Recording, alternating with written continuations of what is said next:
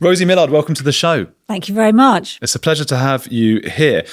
You stepped down. We're going to go straight into it as the chair or the head. What is it? The chair of the charity BBC Children in Need. Yeah. Why?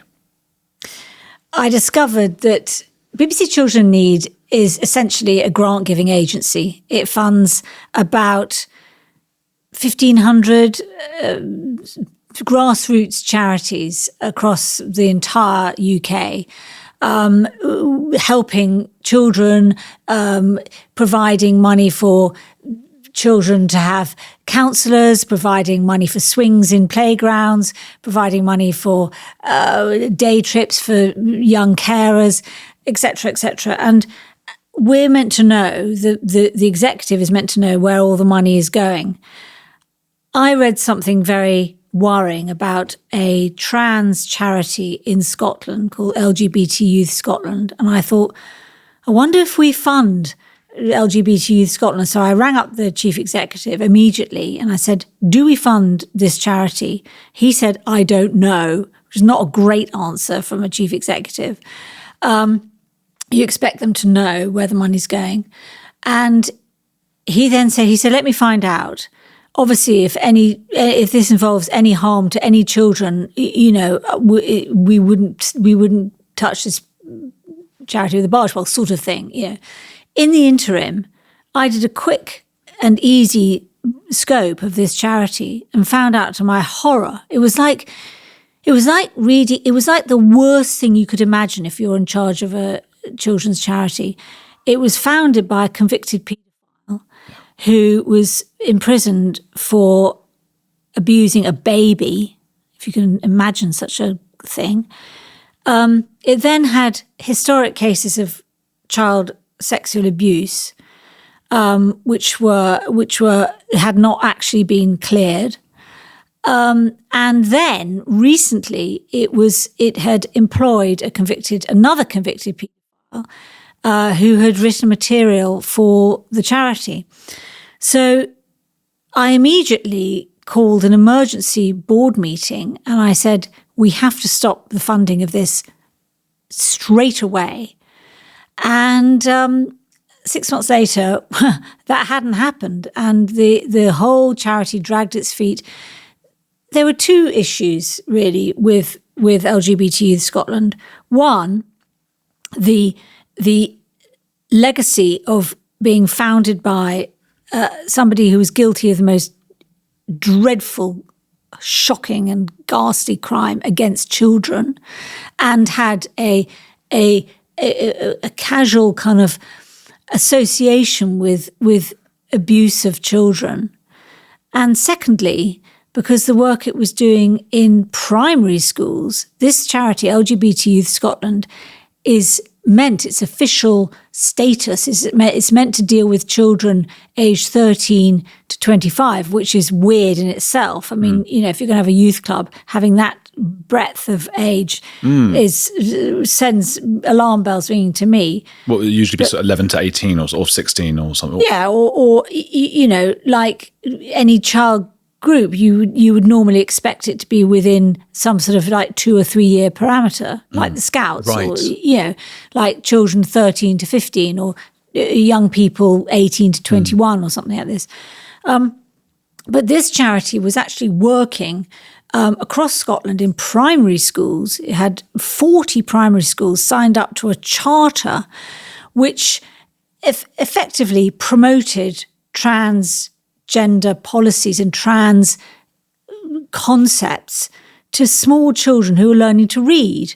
And it promoted things like breast binding. It said that, puberty blockers were okay. It suggested that small children should be going to use the bathroom in gender-neutral toilets. There should be gender-neutral dormitories on school trips. That if a boy wanted to be in a girls' team at school, that would be okay. Imagine if you're a little girl and you're a bit worried about something, or you're slightly older and you're prepubescent and you're concerned about your developing body, and some boy who's just decided they've defined themselves as a girl comes in and starts using the loos or overnight stays, and also it said if your child wants to, primary school signed up to this. If if a small child wants to define as the opposite gender, the opposite sex, he or she ought to be allowed to do that, and the parents shouldn't be told. What is this madness?